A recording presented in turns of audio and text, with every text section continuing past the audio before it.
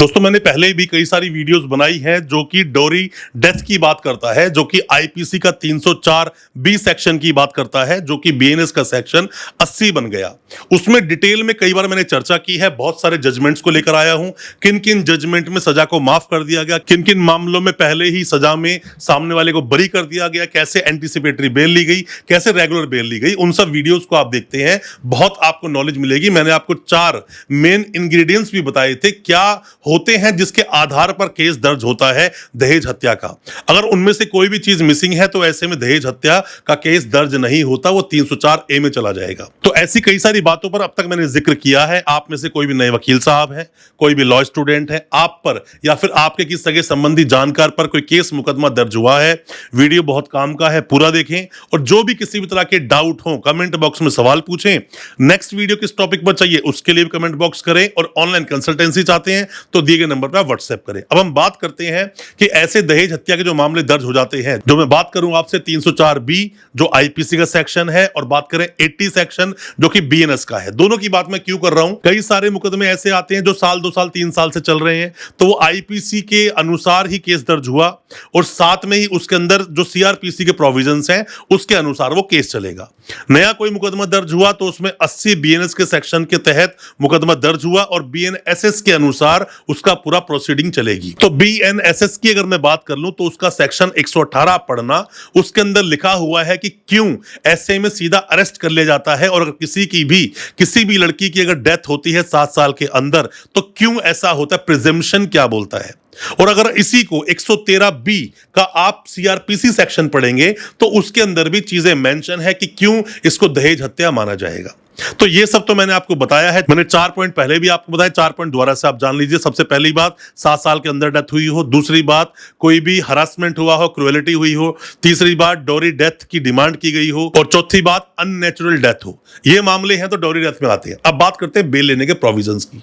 दोस्तों जब भी ऐसा कोई मामला आता है ना, सबसे पहले तो आप एफआईआर को देखिए। एफआईआर, अगर आप वकील साहब है तो एफआईआर को पढ़िए। पहली बार पढ़ोगे कुछ कम समझ आएगा, दूसरी बार पढ़ोगे बहुत अच्छे समझ आएगा, तीसरी चौथी बार में एफआईआर के सब कंटेंट क्लियर हो जाएंगे। कई बार ऐसा होता है कि जब डेथ हुई, डेथ होने के बाद एफआईआर लॉन्च हो गई, लड़की गई हॉस्पिटल में, और 3 4 5 6 के दिन के बाद में उसकी डेथ हुई है, महीने 2 महीने के बाद में डेथ हुई। लड़की जल चुकी थी बहुत बुरी तरह से, तो उसका ट्रीटमेंट चल रहा था। फांसी लगाई, उसी वक्त मर गई, तो यहां पर तो दोस्तों सिर्फ सुसाइड नोट देखा जाता है। बट जलकर मरी है तो वहां पर जाकर पुलिस भी गवाही लेती है। उस गवाही में क्या बोला गया ये देखिए। कई बार ऐसा देखा गया केसेस में, जितने केस हमने फाइट करे, क्योंकि मैं आपके साथ में वो सब डिस्कस कर रहा हूं जो मेरा पर्सनल एक्सपीरियंस है केसेस को फाइट करने का, उसके बारे में आपको बता रहा हूं। अगर फांसी लगा ली, सुसाइड नोट होगा, जलकर कोई मरा है या जहर पीने से कोई मरा है और बच गया, ट्रीटमेंट चल रहा है, तो ऐसे में उसकी एक स्टेटमेंट होगी। डाइंग डिक्लेरेशन जो वर्ड बोलते हो ना, वही उसी की बात कर रहा हूं। अब ऐसे में एंटीसिपेटरी बेल कैसे लोगे आप? दोस्तों इसमें ना चीजें देखनी पड़ेगी। 4 जो इंग्रेडिएंट्स मैंने आपको बताए वो चारों बातें प्रूव हो रही हैं, तो ऐसे में एंटीसिपेटरी बेल मिलना बहुत मुश्किल है। आपको आपके वकील साहब अच्छे ग्राउंड बनाएं, और इन चारों चीजों को अगर तोड़ते हैं तो आपको एंटीसिपेटरी बेल मिल सकती है। दोस्तों कई बार क्या होता है कि हम ऐसे ग्राउंड लेते हैं जिनके आधार पर बेल नहीं होगी। जैसे कि एलिगेशन ये है कि ये लोग लगातार 2 साल से पैसा मांग रहे थे, बार बार लड़की को परेशान कर रहे थे, घर से भगा दिया करते थे, हम पहले भी 4 बार कंप्लेंट कर चुके हैं। तो ऐसे में मामला बन गया बहुत सीरियस। लड़की ने आग लगा ली, अपने पर आग लगा ली, और लड़की को पूरा जलने दिया गया घर में, जबकि 3-4 लोग मौजूद थे, किसी ने बचाया नहीं, हॉस्पिटल कोई लेकर नहीं गया। यह भी बहुत बड़ा एक ग्राउंड बनता है, बेल आपको नहीं मिलेगी। बेल लेने के लिए चीजें दिखानी पड़ती है कि लड़की सिर्फ 40-45% जल पाई, फटाफट से उसका हस्बैंड या उसके पेरेंट्स मतलब सास ससुर उसे हॉस्पिटल लेकर गए, तो लगता है कि हाँ एक्सीडेंट हुआ होगा। कई बार लगता है जब लड़की ने फांसी लगाई, तो फांसी लगाई 6 साढ़े 6 साल बीत चुके थे लड़की की शादी को, और कोई किसी तरह कंप्लेंट नहीं थी, कोई हरासमेंट नहीं था, कुछ भी नहीं था। या फिर लड़की की शादी हुई और उसने 3 महीने में फांसी लगा ली, और लड़की पहले से ही बहुत इरिटेट और हर छोटी छोटी बात पर लड़ाई झगड़ा करना, इस बात के लिए लड़के वालों ने पहले से ही बहुत सारी कंप्लेंट्स दी थी और बहुत सारे गवाह हैं। ये ग्राउंड बन सकते हैं आपके, पर सीधा सीधा आप जाओगे और कोई भी ग्राउंड आपके सपोर्ट में नहीं है, ऐसे में एंटीसिपेटरी बेल नहीं मिलेगी। और अगर मदर फादर के ऊपर, सास ससुर के ऊपर स्पेसिफिक एलिगेशंस नहीं है तो उनको एंटीसिपेटरी बेल मिल सकती है, लड़के को फिर भी एंटीसिपेटरी बेल नहीं मिलेगी। अब लड़का चला गया जेल, मान लीजिए लड़का जेल चला गया, अब यहां पे ग्राउंड्स क्या है? मान लीजिए बच्चे हैं आपके पास, 2 बच्चे हैं, उनकी पढ़ाई लिखाई करवानी है और उनकी जो मदर है उसके घर वाले चाहते हैं कि ऐसा कुछ नहीं हुआ, आज तक कभी कोई कंप्लेंट नहीं थी, कोई भी समस्या नहीं थी, कोई परेशानी वाली बात नहीं थी, एक्सीडेंटली किसी की डेथ हुई है, तो वो गवाही दे दें तो ऐसे में आपकी बेल हो सकती है।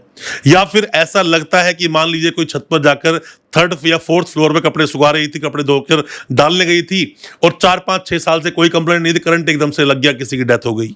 या ऊपर कोई खड़ा था, मेरे पास ये केस जो आए हैं उन्हीं की बात कर रहा हूँ सारे में।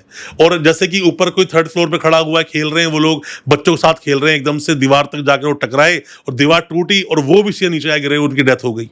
तो ये सब ना एक्सीडेंट्स हैं। एक्सीडेंट्स एक अलग चीज होती है, क्रुएलिटी। किसी भी डॉरी डेथ में 304B या बीएनएस के 80 सेक्शन में क्रुएलिटी, हरासमेंट का होना जरूरी है। डॉरी मांगे जाना, दहेज मांगा जाना जरूरी है। ये चीजें देखी जाती हैं बेल देने से पहले।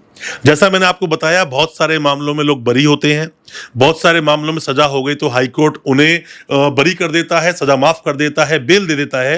ये सब ग्राउंड्स देखने पड़ते हैं कि क्या कोई ग्राउंड बनता है। दोस्तों कहते हैं नीम हकीम खतराए जान, कि मतलब आप किसी ऐसे इंसान से एडवाइस ले रहे हैं अपने केस के बारे में, आप पर केस हुआ है जिसे कुछ नहीं पता, वकील भी नहीं है, तो वो गलत एडवाइस देकर आपको किसी भी तरह से फंसवा सकता है, प्रॉब्लम में आप आ सकते हो। तो दोस्तों बेल तो आप लगा सकते हो। अब बेल के पास एक बात और भी आती है, लोग ये बोलते हैं कि सर बेल तो हमें लगानी है, बट हम बेल लगा रहे हैं, 2 बार बेल लगा चुके, डिसमिस हो चुकी, अब क्या करें, तीसरी बार बेल लगा लो। क्योंकि Vipin Kumar versus state of UP का जजमेंट आया था सुप्रीम कोर्ट का, 25 का ही जजमेंट है, उसको आप देख लीजिए कि bail is a matter of right. कोई भी इंसान कभी भी बेल लगा सकता है, बार बार बेल लगा सकता है, जब जब सर्कमस्टेंसेस बदलेंगे, जब जब कोई नया ग्राउंड आएगा, जब जब कोई नए जजमेंट्स के हवाले से अगर कोई केस मैच करता होगा, तो ये सब देखा जाता है दोस्तों। जब तक इन्वेस्टिगेशन होती है, चार्जशीट नहीं लगती, तब तक तो ग्राउंड बार बार बदलते रहते हैं। तो आप बेल लगा सकते हो, बेल लगाने की कोई दिक्कत नहीं है। एंटीसिपेटरी बेल लगाइए, आप रेगुलर बेल लगाइए। अगर मामले में आपको लगता है आपने कुछ नहीं किया, बेल आपको लगानी चाहिए, बेल आपकी हो जाएगी। और कोई भी किसी भी तरह के सवाल पूछना चाहते हैं, आप पर कोई केस दर्ज हुआ है, ऑनलाइन कंसल्टेंसी लेना चाहते हैं, दिए गए नंबर पर व्हाट्सएप करें। और किस पर नेक्स्ट वीडियो आप चाहते हैं, इसी मुद्दे पर डॉरी डेथ में आप क्या जानना चाहते हैं, कमेंट बॉक्स में सवाल पूछें या हमें व्हाट्सएप करें, हम नेक्स्ट वीडियो उस पर लेकर जरूर आएंगे। उम्मीद करता हूं आज का हमारा वीडियो आपको अच्छा लगा होगा। अच्छा लगा हो आज का वीडियो, चैनल को सब्सक्राइब करना बिल्कुल ना भूलें, साथ में लगा बेल आइकन जरूर दबा दें, ताकि इसी तरह की जो लीगल अवेयरनेस की वीडियोस आपके लेकर आते हैं वो आप तक पहुंच सके सबसे पहले। बहुत बहुत शुक्रिया, धन्यवाद हमारे इस वीडियो के साथ बने रहने के लिए।